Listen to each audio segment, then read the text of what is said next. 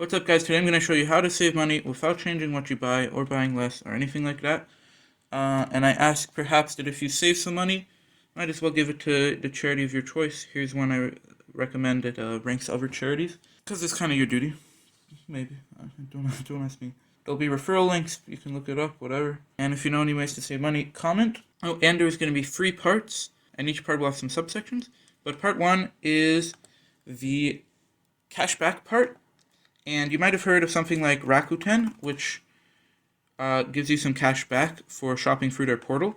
Well, there's actually many sites like that, and this one, Cashbackmonitor, has a bunch of sites indexed. So here we have actually 50 reward portals, and you can see we got, Be Frugal. I had known before I found this, but there's a ton, including Rakuten, which is I think the most popular one. I don't know. And then it also indexes some travels in miles and credit card portals.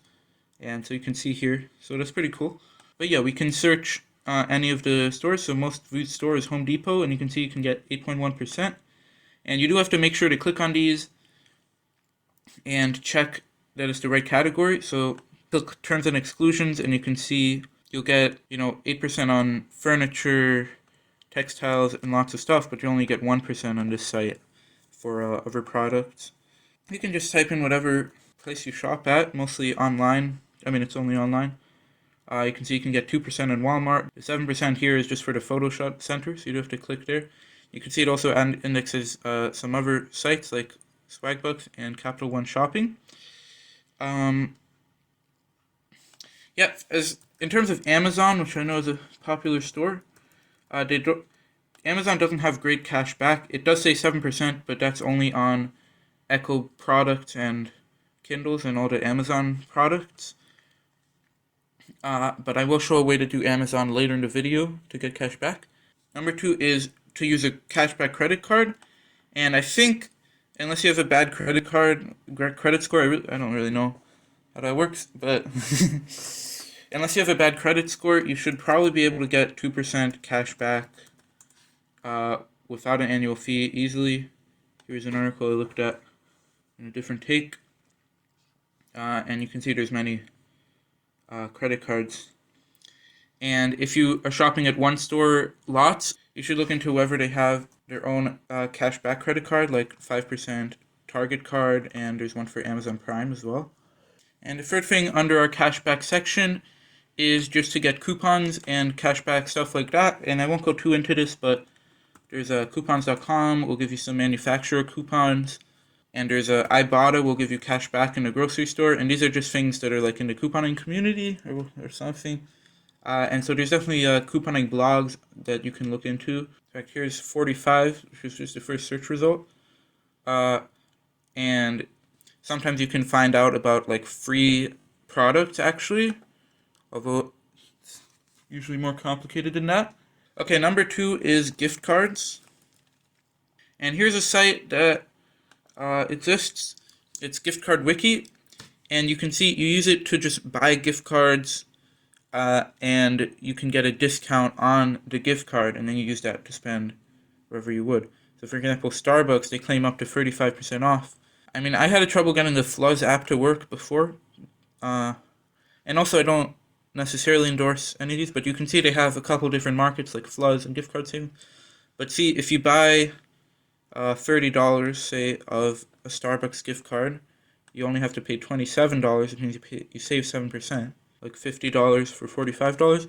And that adds up. Obviously, you shouldn't shop at Starbucks if you really want to save, but this works for other things too. You can see the rate is pretty bad on Amazon, because I guess the logic is that if someone gets an Amazon gift card as a gift, they don't resell it because they want it. Here, Walmart, get 8% if you spend $50. There's also like a markets rating thing here, so you should do your research. And then for another one for Amazon is Purse.io, which I've never used, but it seems probably legitimate. I think it's legitimate.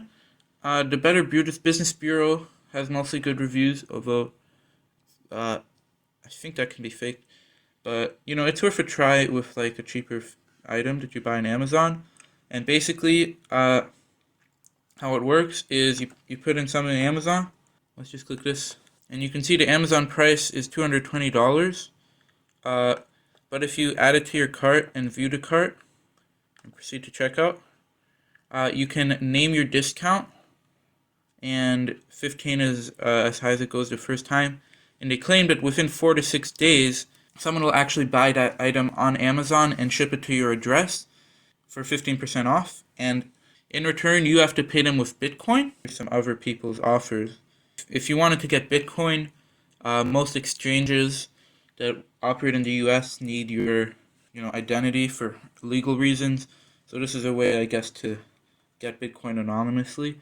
But you can definitely just buy Bitcoin and then transfer it here and get 15%.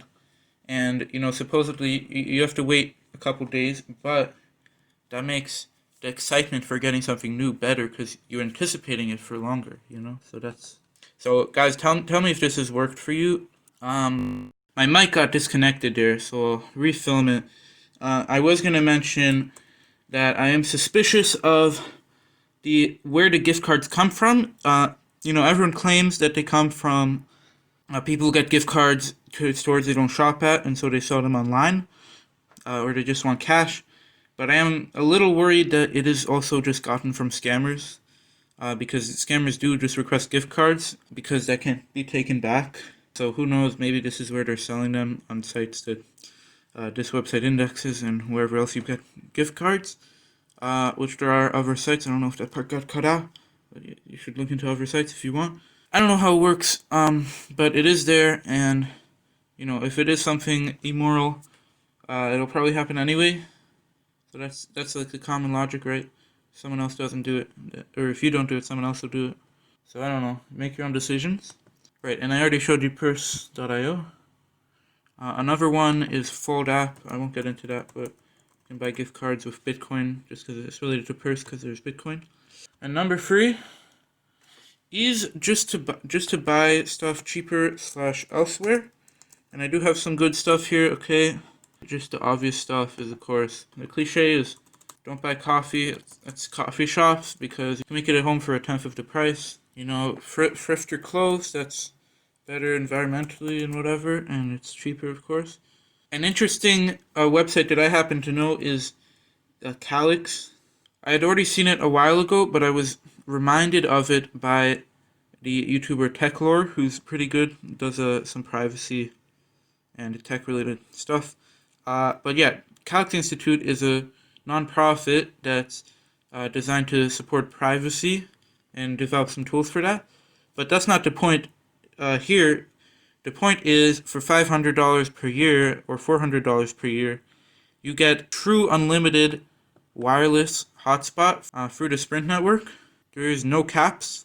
And the story behind it is they had a deal with a different cellular provider that, because they're a charity, gave them a special discount for being a charity and possibly even operated at cost for them. And then when Sprint bought that company, then Sprint got that condition from that company. And now T-Mobile has bought Sprint, pretty sure, or they merged or whatever. And so now it's on the Sprint network and you can roam on T-Mobile.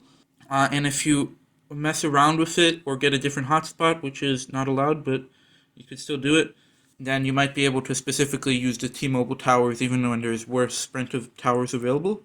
And yeah, this is just a data-only plan and a hotspot plan, but it's truly unlimited. And if you really want to cut out your phone plan, you could get Google Voice, which will just give you a free number, or there might be some other services like that. Ironically, this is a privacy institute, but Google Voice is 100% just using that to train AI. And yeah, and then your money goes to benefit a charity. There's also a discount on health, on glasses, I know for sure, has some great discount sites if you buy it online. Such as, I think, the well-known one, and find one of it. Right, it's Zenny's Optical, which will give you glasses as low as $10 or, $30 maybe, including the lens and everything. So, and I don't know if you can do that with like prescription drugs as well. I think you might be able to. So it's worth trying to look into stuff like that. If you're researching just deals in general, or like hacks, or like little known things, sometimes looking at forums or like Reddit is good, so just do site Reddit. And so I just searched Reddit prescription drugs discount, We can see on r/frugal. This guy's talking about some discount prescription drug sites, like I think GoodRx is one. So, do that with whatever topic you're doing, and you'll be good. And there's other things you can save at. Or if you're going out to eat, just buy a pre-made food at the grocery store. The obvious kind of stuff. And if you're going to the grocery store, like make sure, or any kind of stores, like shop around, see, because some grocery stores in a different area will have the same brands for a different price, of course. Last one is pirating, and this one is another, morally questionable one to some people. But on the one hand, but you can definitely pirate pretty much anything digital. So if you pirate movies on TV, I guess you're kind of just hurting big corporations, which could make it okay, or maybe that's just a dumb justification. But there's one that if you pirate and you pirate stuff and you spend the money you would have spent on charity, then you're essentially Robin Hood in modern day, because you're stealing from the rich, hated cable companies which own the media. I'm talking about like AT&T and Comcast, and you're giving to, a good cause, such as removing parasitic worms from people, for instance. So it's kind of a no-brainer to do that, if you think about it like that. If you do that, of course. And, you have your own morals, whatever. Everything's arbitrary. And then my recommendation is, if you use this, if this video was helpful, first of all, leave a like, whatever, help other people see it, of course. But also, use some of the money you save, and just give it to charity. Give it to whatever cause you think is good. Which I guess there's something to be said that's bad, but here's one I recommend, which is giveworld.org, to show you some of the charities where your dollar can improve the lives the most, because of course you only have a limited amount of charity to give, so you might as well give it where it counts the most.